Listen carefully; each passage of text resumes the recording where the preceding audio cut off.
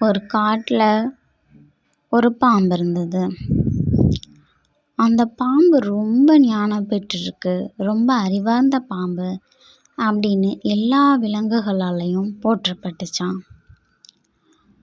அப்போ அதை கேட்ட அந்த காகங்கள், அங்கிருந்த காகங்கள், இந்த பாம்புக்கு என்ன அப்படி என்ன ஞானம், அப்படி என்ன இது அறிவு பெற்றிருக்கு அப்படின்னு யோசித்ததுகளாம். சரி, அந்த பாம்பிட்டமே போய் கேட்கலாம் அப்படின்னு போய் பாம்புக்கிட்ட கேட்டதாம். ஓய் பாம்பே, உனக்கு என்ன அவ்வளோ அறிவு இருக்குதான், அவ்வளோ ஞானம் பெற்றிருக்கிறாயாமே,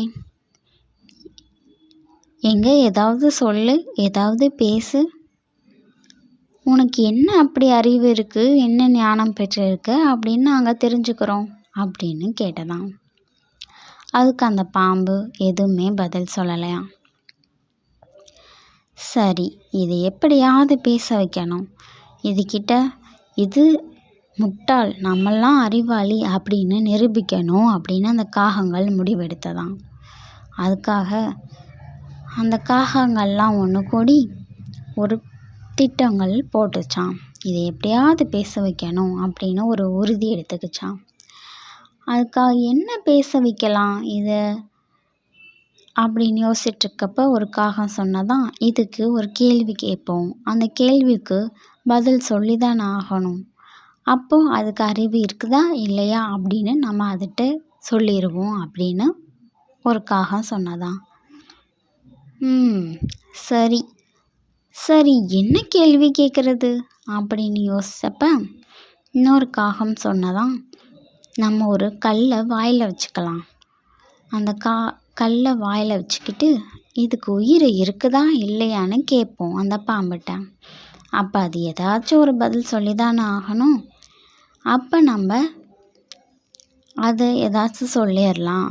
உயிர் இருக்குது அப்படின்னு சொன்னால் நம்ம கல்லை வாயிலே வச்சுக்கிட்டு இதுக்கு எங்கே உயிர் இருக்குது, இது பாரு எதுவுமே அசையலை, நீ ஒரு முட்டாள் அப்படின்னு சொல்லலாம். ஒருவேளை அது உயிர் இல்லை அப்படின்னு சொல்லிட்டா நம்ம அந்த கல்லை கீழே போட்டு இன்னொருத்தவங்க அந்த கல்லை வாயில் பிடிச்சிக்கலாம்.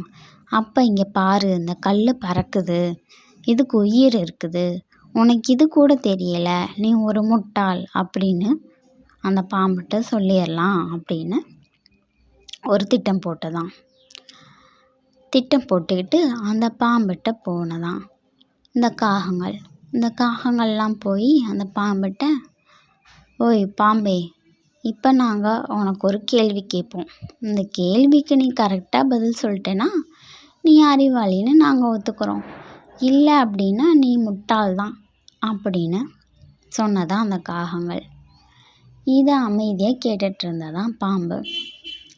இப்போ எங்கள் வாயில் ஒரு கல் இருக்குல்ல, அதுக்கு உயிர் இருக்குதா இல்லையா சொல்லு பார்க்கலாம் அப்படின்னு கேட்கவும் அந்த பாம்பு நிதானமாக சொல்லிச்சான், அது உங்கள் கையில் தான் இருக்குது அப்படின்னு. உடனே ஒரே ஆச்சரியம், ஒரே அவமானம் அந்த காகங்களுக்கு. ச்சே, என்னடா இது, நம்ம எப்படியெல்லாமோ திட்டம் போட்டுட்டு வந்தோம், இது இப்படி சொல்லிடுச்சே, இது கரெக்டாக நம்மளை புரிஞ்சுக்கிட்டு நம்ம என்ன கேட்க வரோம் என்ன சொல்ல வரோம் அப்படின்னு தெரிஞ்சுக்கிட்டு கரெக்டான பதிலை சொல்லிடுச்சே, நம்மளையவே முட்டாளாக்கிருச்சே அப்படின்னு ரொம்ப அவமானத்தில் அங்கேருந்து எதுவுமே பேசாமல் பறந்து போயிட்டு தான். இப்படி தான் நம்ம ரொம்ப பேசிகிட்டு இருக்கிறனால நம்ம அறிவாளியும் கிடையாது, ஒருத்தவங்க அமைதியாக இருக்கிறனால அவங்க முட்டாளும் கிடையாது. எப்போதும் நமக்கு தான் அறிவு இருக்குது, மற்றவங்களுக்கு எதுவுமே தெரியாது, அவங்கள ஒரு முட்டாள் அப்படின்னு என்றைக்குமே நினைக்கக்கூடாது.